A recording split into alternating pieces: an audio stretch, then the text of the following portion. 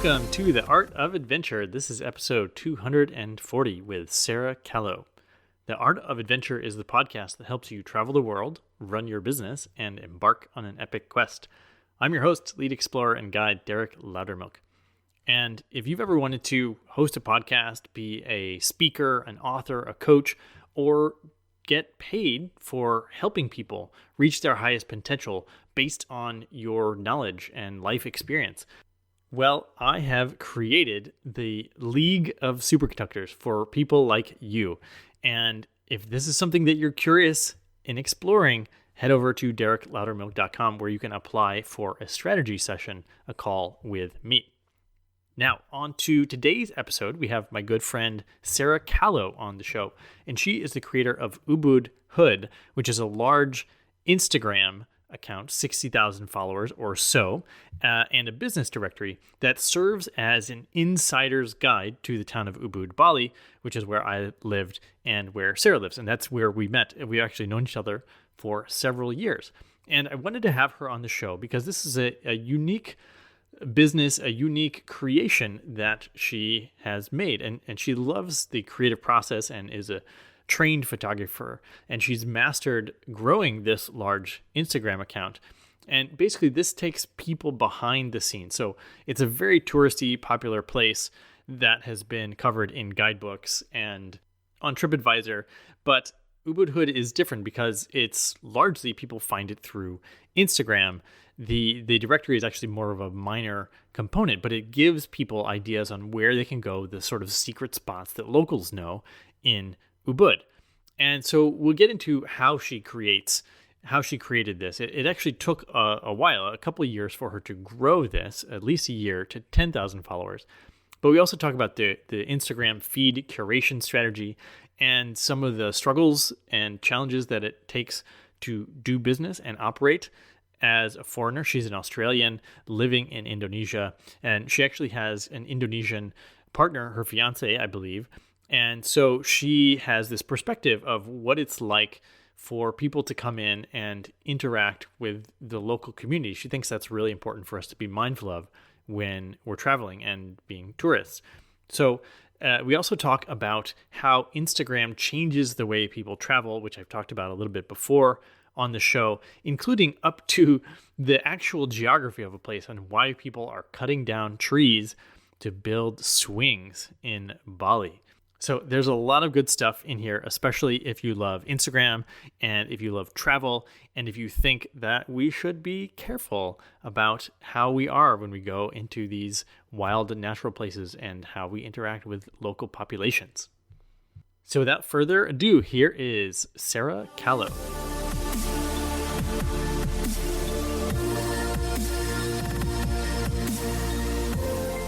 Welcome back to The Art of Adventure. I'm here today with my friend Sara Callow. Sara, welcome to the podcast. Thank you. Thank you for having me. And Sara is the founder of Ubud Hood, which Ubud is the town in Bali where I lived, and Sara, you still live. And how long have you been there? It's coming up on 4.5 years. Wow. So that's, for the listener, you're Australian. You still got your accent a little bit, but is that your permanent home now? It is my permanent home, yeah. I traveled a lot when I was younger, and then it wasn't until I came to Ubud that I kind of felt this restlessness I'd had my whole life but didn't realize was there. I felt that disappear. So I think I'd always actually been looking for a home when I traveled, because the first question I would ask myself when I would go to a new place is, could I live here? And if the answer was no, then even as a tourist, I didn't enjoy the experience there. So it wasn't until I came to Ubud that I realized, when I answered yes to that question, could I live here? And then I realized, oh, this is what I've been searching for. So yeah, I've been here for 4.5 years, and it is home. So what are some of the places that didn't make the cut when you said, like, I couldn't live here? I lived in Chiang Mai for a couple of years, and that came pretty close. But in the end, I didn't want to stick around there. It developed very, very fast. And anywhere I went in Europe, like I enjoyed Europe, but I didn't want to live there. Yeah, I've been to Africa and stuff like that. Could have probably lived there for a couple of years, but I think I was really searching for that. Like, where can I ground myself long term permanently? Because it didn't feel like Australia to me. That didn't feel like my place. Mm. And so Yeah. what is it about Ubud? There's a still pretty small community of expats that live there. Yeah, there is. What is it that feels like home there? It's kind of hard to put into words now because I've been here so long that this feels normal, this life. But when I think back to being here at the start, it's kind of that East meets West culture. I think Ubud in particular in Bali has maintained its culture and religion pretty well despite quite rapid development. So you've still got like this Eastern culture, which is very different to the West, especially in a working environment. And then I still get the kind of the creature comforts of home, like I would get in Australia. We have good food, we've got good restaurants. I don't miss anything. I can even get Vegemite here. So it's kind of that balance. It's that balance of both worlds. I always gravitated more towards the East, but I think I had to find a place where they both met in like an equal way. That's an interesting characterization, and it's such a popular tourist destination, and it's also rapidly growing and changing because it's so popular. Which I notice, if I go and I was away for a year and a half, and all of a sudden the town is bigger, you can see the edge of town is actually farther out into the jungle or the rice fields. So what's your take on how the tourism is changing the whole city? That's a good question. I'm someone who's really adverse to change, so I find it really hard to watch, actually. It's one of the things that bothers me the most about living in a tourist destination, is the rapid amount of change. Definitely the most negative thing happening in Ubud is the amount of traffic.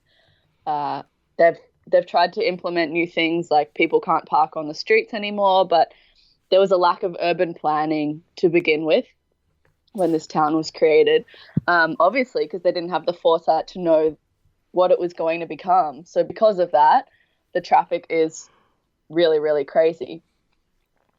Yeah, I love how that would probably be the hardest part for me. Yeah, I love how it's nobody can predict, but you've got like tiny little streets in Europe too, and tiny little streets in Bali, and it's like no one ever thought that there would be cars that wanted to go on these roads. yeah, or giant coach buses. That's hard. Yeah, I really encourage anyone, if they're listening and thinking of coming to Bali, to not use coach buses. Obviously, they're bad for the environment, but they're really bad for the traffic congestion here. They disrupt everything. So take a minibus or a private car or something. Yeah, I just saw something the other day. They keep expanding roads in the U.S., bigger highways, bigger intersections, and this guy was making the case to make intersections smaller and more congested to bring the scale back down to a human scale rather than like super high speed. Right. Because that's the problem we have in the U.S. is that, and I see this especially in California. To go anywhere, you have to drive 20 miles or something to go to the grocery store, and it's this driving culture. And I notice that people don't know their neighbors because they never are out in the street with them. But in Bali, like people are in the streets. Yeah. That's the community is a massive part of the culture here, and my partner is Indonesian, and when we go back to Australia, if we're there for an extended period of time. That's something that's hard for Indonesians because the West is so isolated. Everyone lives in their home. Like, you can't really even walk into your neighbor's house anymore. When I was growing up, that was a thing. Like, you could pop into people's houses and say hey, but it's not like that anymore. Everything's very segregated and isolated in respect to community. So that's something that I do really love about Bali. Yeah. And so what compelled you to start the Ubud Hood, which is, let's first define it. It's on Instagram. Sure. It's got a web page. It's on Facebook. But what is it exactly? Yeah. So I just call it essentially like an online travel guide or a recommendation platform. So yes, it spans over the three things. I've got a website, and then it runs on social media, only on Instagram and Facebook. So yes, the website is a blog, an events calendar, and a business directory. So people can find hotels and restaurant recommendations and things to do in Ubud. It's a local directory. And then the Instagram is where I started the business, and that's grown the fastest. And that is basically just ongoing recommendations, pictures, reposts from people who are hashtagging Ubud Hood. And then the Facebook's kind of just secondary to those two things. It's additional promotions and information and stuff like that. Yeah, I noticed your Instagram has grown pretty quickly. It was in the 30,000 followers when I was there earlier this year, and now it's in the 50,000 followers. So that's pretty consistent growth. Yeah, I'm really fortunate with it because it runs itself. I just have to post, and I literally don't do anything else. And I'm getting about 6,000 followers a month. So that's why I started the business on Instagram. I recognized a gap in the market in Ubud, and that no one had created a guide specific to this town. So I started it on Instagram with the idea, well, if this takes off, if I start getting some traction with followers, then I know I have an opportunity here to make something that people need. There's value. There's a service here, you know. So I started it on Instagram, and whilst it was a hard slog to get to 10,000 followers, I got there. I can't remember how long it took, maybe a year. And then I knew from there, all right, well, I can start something with this. And that's when I kind of turned it into more of my business, and I launched the website and the Facebook and stuff like that. So as a photographer, did you start with Instagram because that was your favorite platform? Absolutely. When I came to Ubud, my background was in photography, and I had facilitated some workshops here. And then I kind of got into this position where I want to stay here. So how am I going to make this work? And obviously, like you did, went to Ubud and made all those connections there. Ubud is the co-working space here. Yeah. And then I learned all the marketing skills and the digital marketing skills, and was using that to kind of make a living online, and naturally gravitated towards Instagram because it's a visual platform, because I have had so much experience in photography, and then discovered just through the work I was doing that there wasn't a platform for Ubud on Instagram. So that's how it started. But there is TripAdvisor and all kinds of other things. So how do you fit in, or are you competing against them? How does that all work? That's a good question. No, I am definitely not competing against TripAdvisor. I don't have any plans to be that big. I consider this like a humble little project. The way I would compare myself to them is that Ubud Hood is more of a personalized brand, so that there's trust involved. There's more of a colloquial nature to it. The way I write on the platform, especially on Instagram, is very like down to earth. It's like slang, and it's just casual language. So people identify with that. I get the direct messages. Some people know who I am. I used to have my face kind of in the stories a bit. And that's why I feel like when I recommend someone to something, there's a bit more trust there than there might be with TripAdvisor if they've followed me for a while. TripAdvisor is great, but it also relies on like huge quantities of people rating certain places. So sometimes people can get lost in the tourist traps when they're traveling.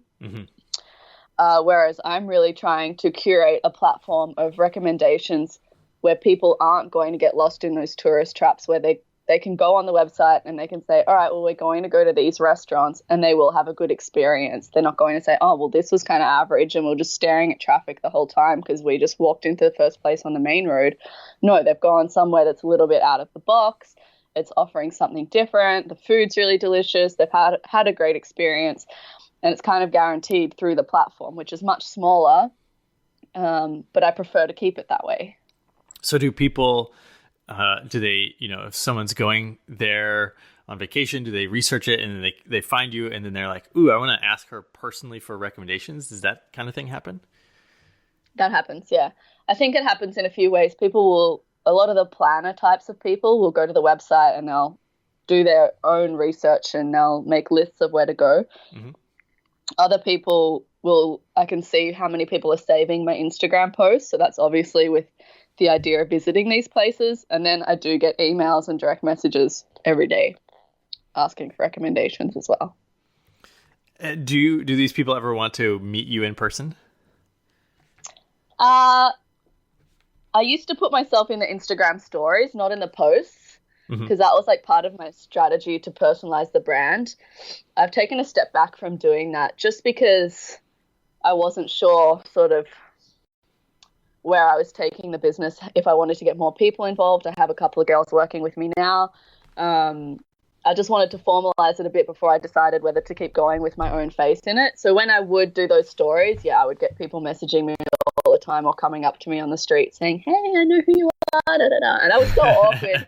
I would get so awkward. I ended up having to write little scripts in my head of what to say to these people. They'd be like, I know you're Ubud Hood. And I'd be like, oh, great. Yep. Good. I would just get so awkward when that would happen. So it's oh, that's funny. It's kind of a relief for me that it doesn't anymore. I didn't really enjoy it. Gotcha. I mean, it's flattering, but I'm just an awkward person like that. So you're not doing this for the fame? Absolutely not. But has it opened up opportunities for you to do things that you otherwise might not have the chance to? I don't know. That's an interesting question. Definitely it's given me the skills to do a lot. And I have a lot, especially Ubud is a small town. And now that I'm near 60,000 followers, everyone knows the platform. Not necessarily everyone knows that I'm attached to it, but when they learn that, it is an extra level of kind of credibility that I instantly get, because for some reason people are very impressed by Instagram followers. If you have a lot of followers, then that equals kind of knowing your stuff. It's like a qualification almost these days. So that comes with this position where I could, and I've thought about it, I could go in different directions with that. I have the ability to educate people further on Instagram and maybe go down a marketing channel and create some kind of business in that direction, or an online course or something like that. But it hasn't sat well with me doing that. That's not something that I really want to do. I'm sort of in a stage of my life where I'm throwing around a lot of ideas about what I want to do next. Ubud Hood was always just a stepping stone for me. It wasn't the end game. So I kind of play with these ideas of how I could leverage this business or these skills that I've learned and these opportunities that I've made, the connections with restaurants in town and stuff like that, and turn it into something else. But honestly, in the end, it doesn't sit with me as the right thing to do for the next step. Could you share some of your favorite ideas? I've had so many ideas, Derek. I think one of my blessings and my curses is that my mind is incredibly creative, and I don't say that with ego. I just mean I'm always thinking about ideas, always thinking about business opportunities. And when I was younger, I used to think that I was a flaky person because I would come up with all these ideas and I would tell people I'm going to go and do this. I'm going to go and create this thing. I'm starting this business. And I would buy the domain name and I'd get the URL and I'd start making the website, and then I would let it go. And so through creating Ubud Hood, I've actually learned a lot more about my own creative purpose and my own creative process, and is that I naturally am always going to have a lot of ideas. And when I decided to do Ubud Hood, I made a really solid commitment to stick with it. So that's how I've been able to grow the Instagram account. I'm posting 3 times a day, every single day. It's been 2.5 years now that I've been doing that. So it took dedication, because whilst it doesn't seem like a lot, there's some days you just or weeks you just don't want to look at your phone, you don't want to think about it. But I've dedicated myself to doing this. So I really learned that point between the idea and the creation is action and persistence, especially. So such a good lesson for everybody listening. Yeah. I think a lot of creative people, that's where they lose momentum, is they have these awesome ideas and they can't get from the idea and the enthusiasm and the planning, they can't get it into reality because the persistence and the dedication isn't there. That's not the fun stuff. That's not the stuff that gives you the high and gets you excited to tell people. That's the hard slog every single day, getting up and doing it. And it's not always fun. If there's anyone out there who says 100% of their business is always fun, I couldn't believe it. Even when you're tired and sick and exhausted, you've got to keep going. It's that process in the middle that I think a lot of creative people can't push themselves through to the end to create the reality. So what was different about this? Why can you push yourself this time but not before? I think it was I'd done a couple of things before, and that had helped me get momentum to step into something else. I was in a place where I was really sick of what I was doing. I was freelancing, I was doing photography, I was doing Instagram for other people, management, and I just needed a quick fix. And Ubud Hood seemed like a really good idea for me in terms that it would sustain my lifestyle here. I get lots of free stuff. I'm getting over $1,000 worth of free food every month. So even if I don't have money, I can afford to eat. I can write well. I can take photos.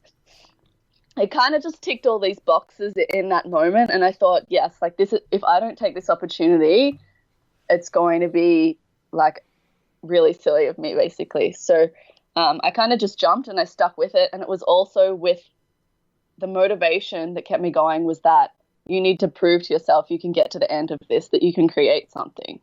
And what is the end? Did you give yourself some sort of finish line? There's no finish line, to be honest. I think it's being able to sustain my lifestyle here, to have it as a successful platform that people are drawn to.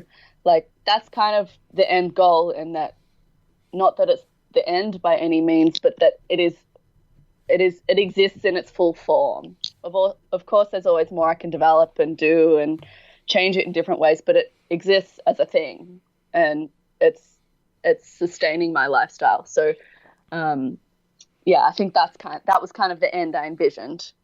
Yeah. Without it being an end, if it makes sense. Sure. What are the challenges of running a business in Indonesia for you? Okay. I find Indonesia actually isn't that challenging of a place compared to having worked in Thailand and having worked in Australia. This is definitely the preferred environment for me. In Thailand, the communication styles were very non-confrontational, which it is also here, but there was an element of, for lack of a better word, bitchiness there, and I've had other friends experience it too, working in Thailand. So you would have these kind of toxic environments that I would get stuck working in. Whereas here, that doesn't exist. It could also be because I'm working for myself, by myself. And then Australia, by comparison, is very different because I can't understand the 9 to 5. I've done temp work in it and I've had panic attacks just being in an office. It's never suited me. So yeah, for me, Indonesia is not the challenging place, actually. There are small challenges and everything works on Bali time. So that that means that people are a lot more relaxed and things don't get done on schedule. Like if you'd come straight from Australia or America, it can be really frustrating, but I'm so used to it now and I love it, because if I'm late for something or I haven't sent the email yet, or I just want like a day to relax, I can do it and no one cares. So that's actually a good thing for me. Yeah. Yeah, it goes both ways. Mm-hmm. This episode is brought to you by Publishizer, a crowdfunding literary agency that helps speakers, thought leaders, and authors get their books discovered by traditional publishers. A couple previous guests from this show, Colleen Schell, Melissa Lynn Stengel, and myself, have launched campaigns with Publishizer. And that's how I was able to get a publishing deal for Superconductors, because we ran a successful campaign on Publishizer. The best part is that it's totally free, and you can go and their team will help you on this step-by-step process to write your 1,000-word book proposal, and they'll match you with a publisher that fits your topic. So if you want to do that, all you need to do is go to get.publishizer.com/pitch and put in the code adventure. That's get.publishizer.com/pitch, and your special code is adventure. So, where did you grow up in Australia? Melbourne. In Melbourne. So that's a pretty big city. And you it sounds like you've always been creative. Did you always know that was going to be you running a business, or what did you think you'd be doing when you were younger? I kind of went through, I guess it's that similar thing of always having different ideas. I kind of went through all the things, but they were always creative. When I was a kid, I thought I was going to be an actress, which is ridiculous because I'm so introverted and shy. And then I kind of moved on to fashion designer, and then it went into fashion photography, and then it went into documentary photography, which I pursued for a long time. I got more serious about documentary photography than I have about anything else until this point. So that's kind of where I found the place I feel like I belong, is like in this visual creative world. It could have been painting, it could be photography, it could have been digital art. But that's kind of when I was a teenager, I figured that out. Okay, cool. So you've known that you found that visual place as a teenager, and you've been refining that sense. So let's talk a little bit about refining. Let's talk about Instagram and creativity, because I've sort of been noticing that there's these Bali gates, and these locations in Bali that are super trendy on Instagram, and maybe they weren't even a destination before, but now they're an Instagram destination. And I've gone to a couple of these places just to see how do they even make this? Partly it's curiosity. How do they get this shot? And I would go there and I would like walk around and be like, oh, cool, that's how they did it. And so I'm learning a little bit as a photographer. But so there's a lot of the same things on Instagram, and then there's some creativity. Could you talk a little bit about your general observations and Instagram and creativity? Yeah. So with Ubud Hood, I'm getting tagged. The premise is we repost a lot of photos on the Instagram account. So I'm getting tagged every day in like hundreds of photos.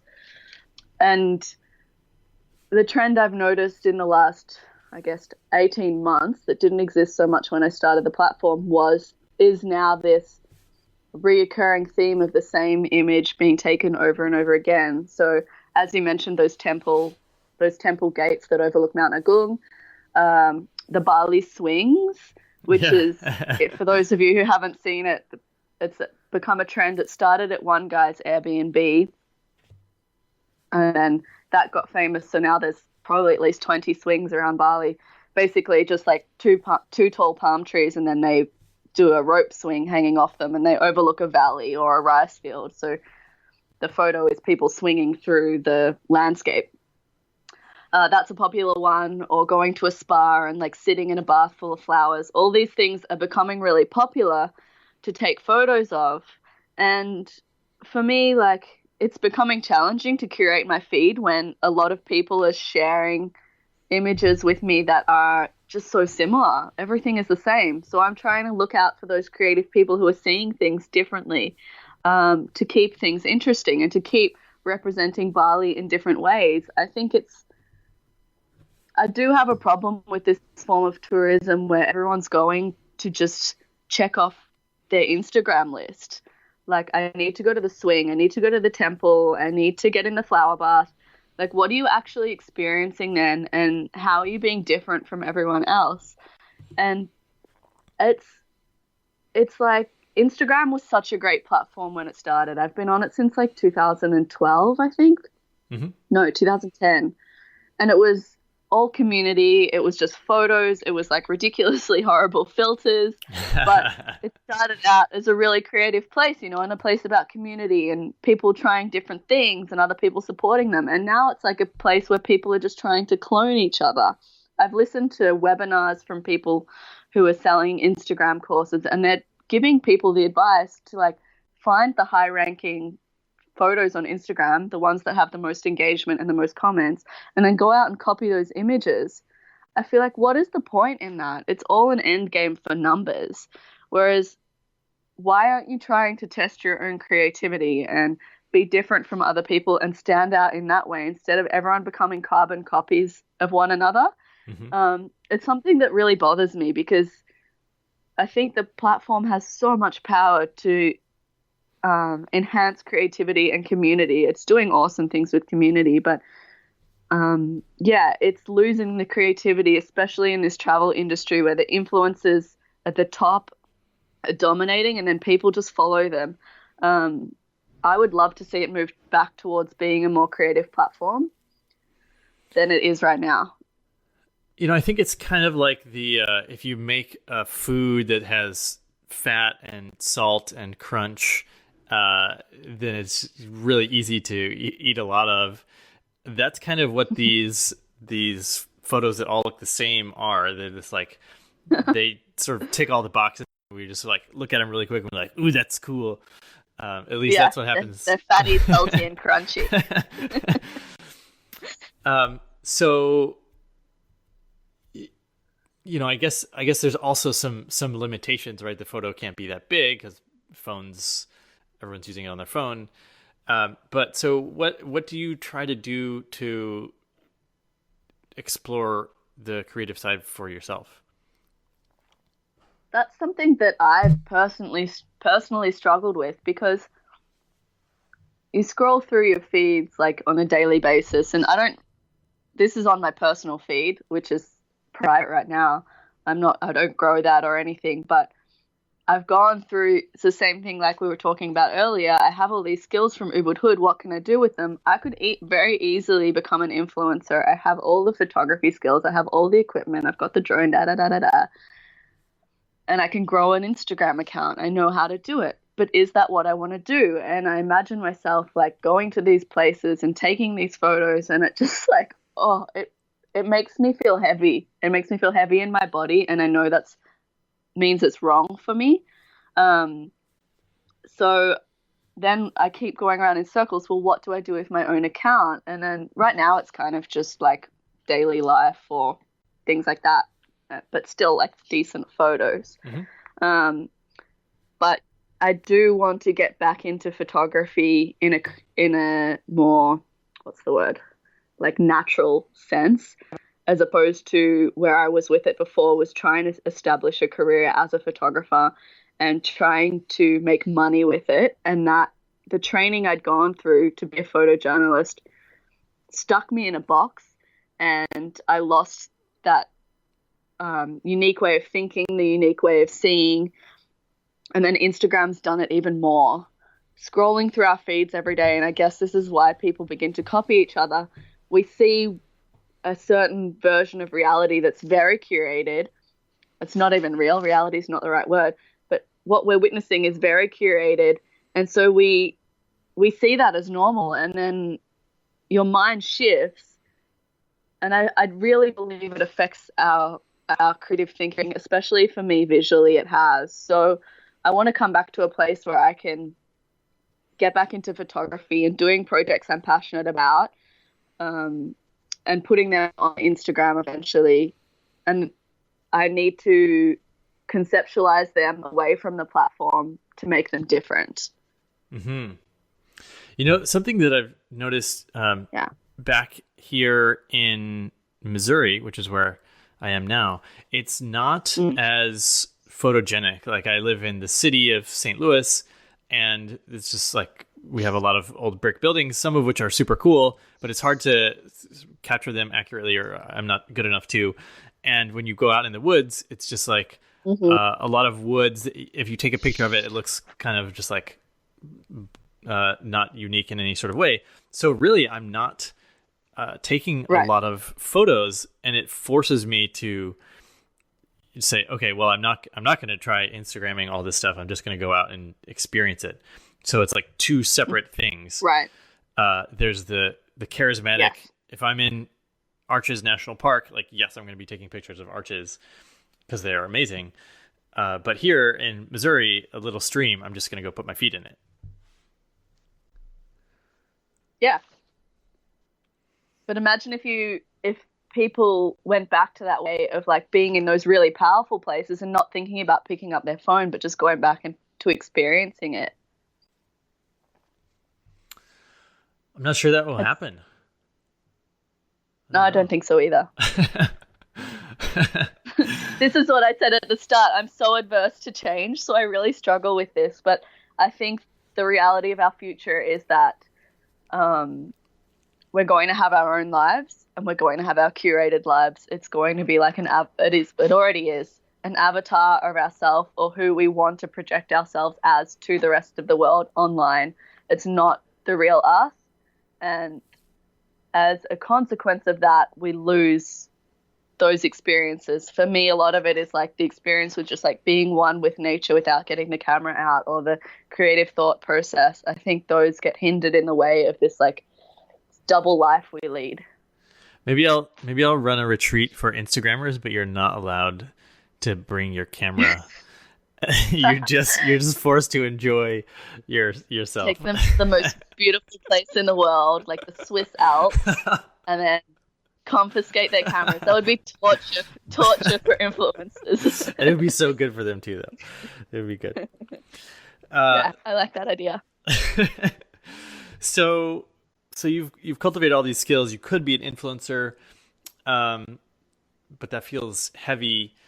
So what do you think the evolution will be for you? I'm moving more towards filmmaking. I think filmmaking is definitely the future of visual medium.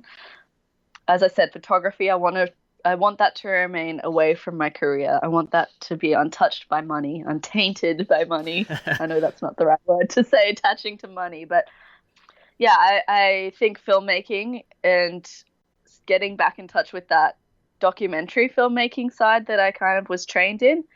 And in addition, my partner is a musician, so we're talking about creating. He already has a recording studio. He's a music producer, so we're talking about combining forces and making music videos too, which is like a breath of fresh air to me, to think of like all the concepts and visual stories we could tell through music videos. I think that's going to be so much fun and so amazing, and hopefully we can make a living from doing that too. Yeah, I can hear the excitement in your voice.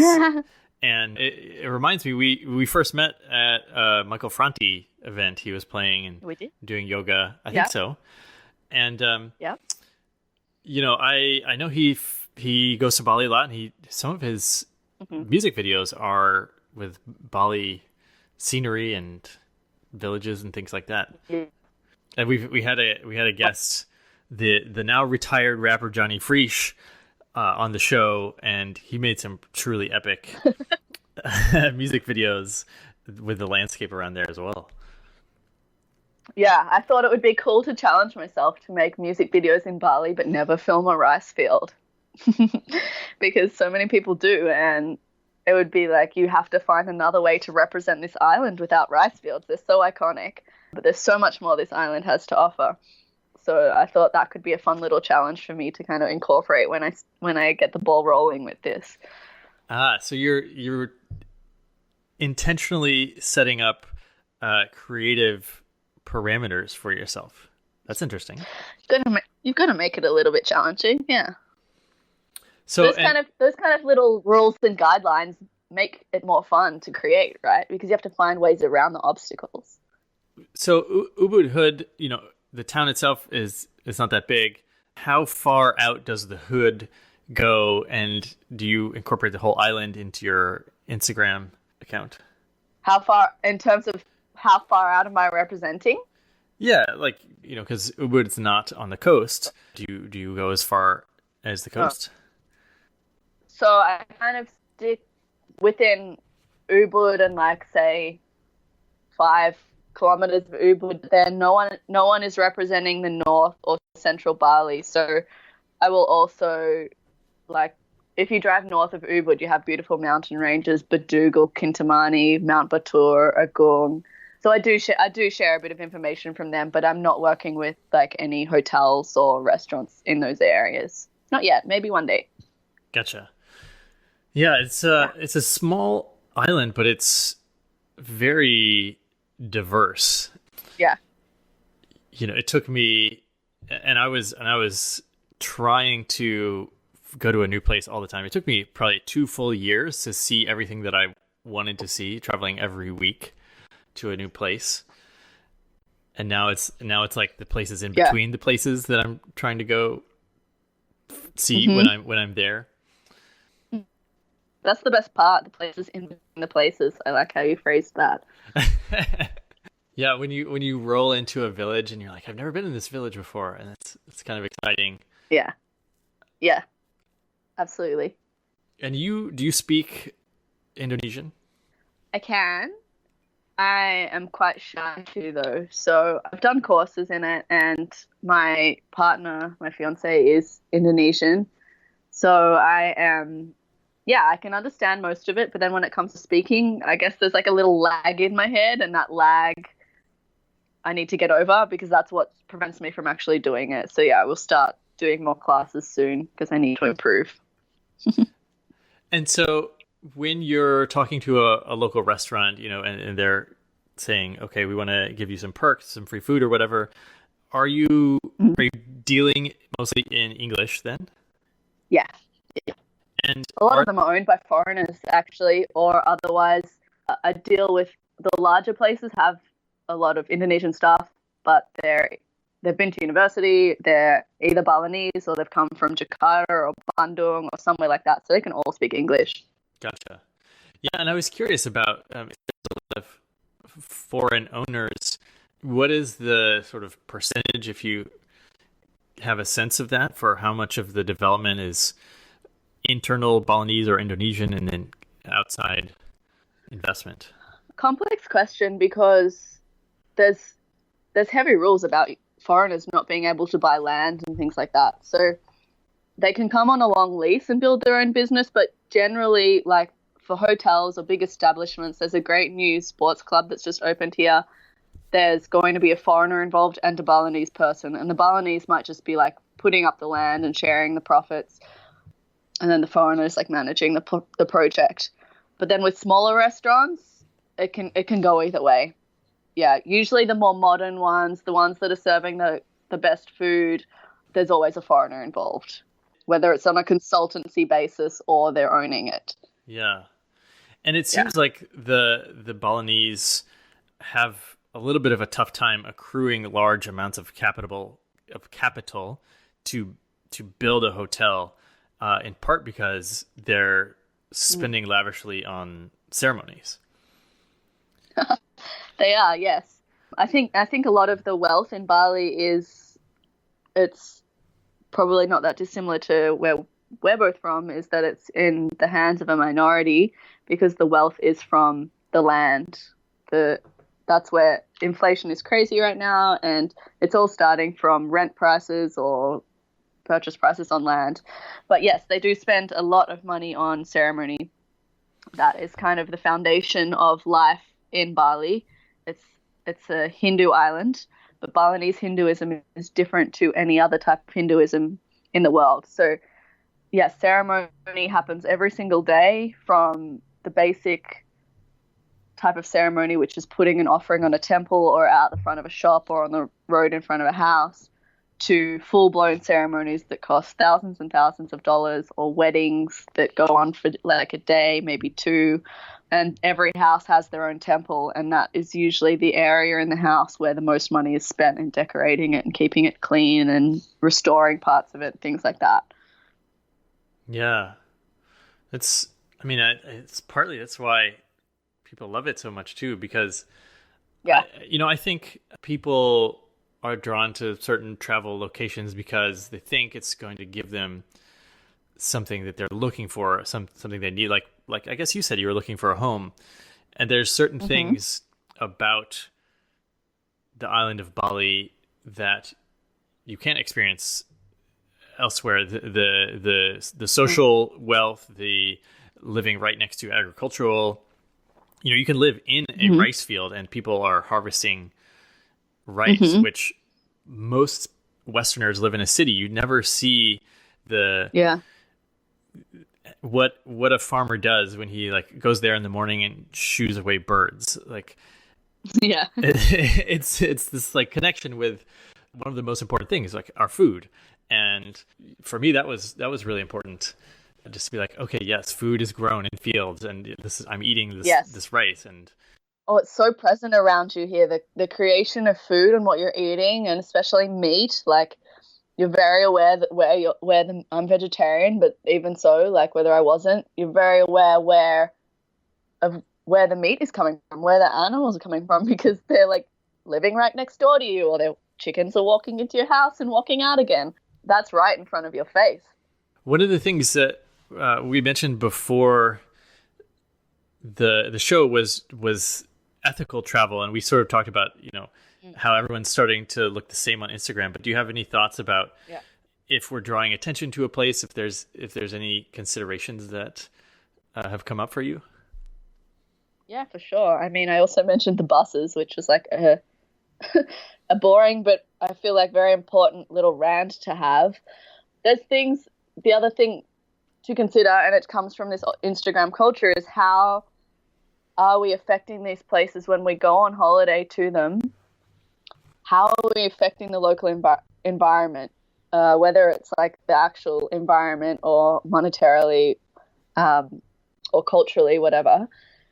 Because it's very easy to go on holiday somewhere and I want to go to the swing. I want to see that. And then I want to go and like ride an elephant. And then I want to go to the Luwak coffee plantation without thinking about it in a broader relevance to its environment and how these activities are affecting the culture. So, for example, those swings, they exist on the side of valleys. And those valleys are being deforested in areas to make way for the swings, which isn't a big problem until there becomes rows and rows of them, which is what is happening because they're all happening in the one area. And then when you start deforesting and like taking away the trees, then perhaps it's going to be more prone to landslides and things like that. Like, there's like less coconuts in the area. There's things like this that they might not seem big and super relevant when you're a tourist, but they do affect the local environment. Things like riding an elephant, like in terms of animal rights, people don't think that far into those things, but you don't see what happens. I worked with elephants for 1 year in Thailand. You don't see what happens to those animals when you go back to your hotel that night. So I think really trying to be mindful about travel is so important, and it's something that I do struggle in representing on Ubud Hood. I don't want to make enemies, and I don't want to tell people not to do things. If they direct message me, I will tell them not to do this or that if I really don't believe in it. But yeah, ethical travel is really important because as Westerners, a lot of the time, and especially like in Kuta in Bali, Australians are treating that place like a playground. If you see photos of it from the 70s, nothing existed there. It was a beach, it was palm trees, it was some little huts and stuff, and now it's like a city. And we come in and we think these places are here for us to go and enjoy ourselves and just have a hedonistic time because we have money and it's cheap and we can do all these things. But we need to respect the situation we're in. And fortunately, Bali has maintained its culture pretty well. They're very, very pious. So religion is of the utmost importance. For example, here, if you're stuck in a traffic jam, it can be because people are walking down the road in ceremony. And I love that because as a Westerner, you can get so frustrated being stuck in a traffic jam, you know? But then I stop and think every time, like, this is because they value ceremony and their religion above everything else. And that is why Bali is like adored as an island. And it's why people will come here forever. And it's why it is the place it is, because of that prioritization. But we need to respect that. And we need to respect culture. The smallest thing you can do to respect locals is firstly understanding that they're non-confrontational. So if you're offending someone, they're not going to tell you. So it's also being non-confrontational, not being too loud and rowdy in public. This is relevant to Bali and most Southeast Asian countries. But additionally, it's just looking up basic etiquette when you go somewhere and dressing appropriately. Because of Instagram culture and like these influencers who are getting famous from boobs and butts, a lot of people are now walking around with like their midriff showing or their butt cheeks hanging out, and perhaps down the beach in Kuta and Seminyak, that's not really a bad thing. I think locals are accustomed to it now, but in Ubud it's really not acceptable and it's offensive to locals. And that's something I really struggle with. I've wondered how to deal with that. Like, I could put stickers on the along the pavement and say like, "Oh, you dressed appropriately." Or I could hand people business cards when they're like walking down the street with their shirt off. I'm like a real nana about it, but it really bothers me. It's like, that's just one tiny thing you can do to respect the locals. It's just like dress in the way that's appropriate to the culture. Wow, I love that you feel strongly about this. I think I really do. You know, there's it's such a fine line, yeah, because we drop into these places, our flights just boom, all of a sudden different country, different culture, and we just bring all of our preconceived ideas with us. You know, I went to an eco lodge, several eco lodges in Bali, but there's a glamping lodge. Now I'm trying to remember the name for the listener. It's featured several episodes ago from earlier this year. I saw the name of it before. I've forgotten too. I know. I should remember. But they told me this cool story where they are training the local hunters and the guys that would cut trees sort of illicitly. They're teaching them how to be guides so they can take the eco lodge guests up on walks in the volcanoes and things like that. And ecologically speaking, it's preserving the ecosystem, and the local people are able to make more money because tourists pay more than lumber companies, and so it seems to be a win-win. Yeah. So I'm always looking for these sort of bright spots, but of course, an eco lodge is a special sort of thing that's not associated with Ubud, the town itself. Yeah, and it's not something that like mainstream tourists would look for, but I wish it was. Well, Sarah, this has been really fun. Love exploring all these ideas with you. Is there anything that we haven't covered yet that you think is important for the listener to know? I don't really think so. I think kind of a summary of what we're talking about is sort of being more mindful and trying to be creative. Like, think before you go and create something. Are you copying someone else, or are you just like regurgitating ideas? That's kind of where a lot of this lies, what we're talking about, and the thinking more mindfully about travel, especially, and your imprint. Yeah, thank you for that, for everybody. And we're all creative, so that's I'll take on that challenge too. You know, it's very tempting to look and see what's working for other people and say, okay, I'm going to copy that, or I'm going to tweak it, small incremental changes, but also challenge yourself to see how you can be completely original. I love it. And yes. Sarah, what's the best place for people to find you and Ubud Hood? Well, you can find Ubud Hood on Instagram at Ubud Hood, UBUDHOOD, and they can contact me through there because I run the Instagram. Perfect. Sarah, thanks so much for coming on the show. It's been a pleasure. Thanks for having me, Derek. Yep. Talk to you soon. Bye.